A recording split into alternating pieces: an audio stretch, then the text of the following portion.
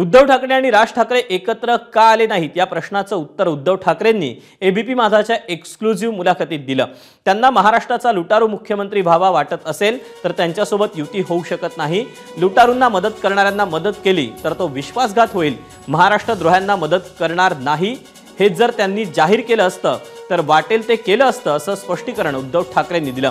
नात्याची गफलत करू नका, जनतेशी द्रोह करणाऱ्याला आम्ही मदत करू शकत नाही असंही उद्धव ठाकरेंनी म्हटलंय।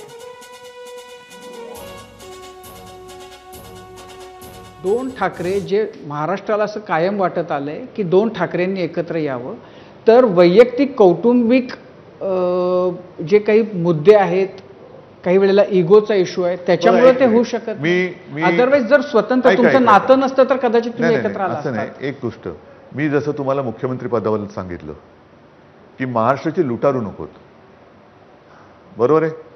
त्यांनी तर जाहीर केलेलं आहे कोण मुख्यमंत्री व्हायला पाहिजे। मग तो महाराष्ट्राचा लुटारू मुख्यमंत्री होणार असेल आणि त्याला त्यांचा पाठिंबा असेल तर माझी युती होऊ शकत नाही त्यांच्याबरोबर। मी माझ्या महाराष्ट्राशी बांधलेलं आहे। माझ्या वडिलांनी म्हणजे हिंदू हृदय सम्राटांनी शिवसेना पक्षाची स्थापना ही महाराष्ट्राच्या भूमिपुत्रांसाठी, मराठी माणसाच्या न्याय हक्कासाठी केली। ती महाराष्ट्राच्या लुटारूंना सत्तेवर बसवण्यासाठी नाही केली। त्याच्यामुळे एक तर जसं मग माझं धोरण स्पष्ट केलेलं आहे तसं त्यांनी करावं आणि पहिलं पक्षाचं नेमकं नाव काय, मनसे का गुंसे, ते त्यांनी ठरवावं।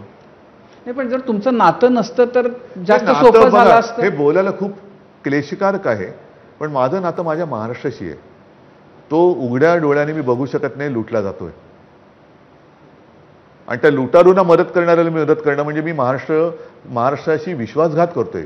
महाराष्ट्राशी विश्वासघात करणाऱ्याशी मी युतीच करू शकत नाही। एबीपी माझा, उघडा डोळे बघा नीट।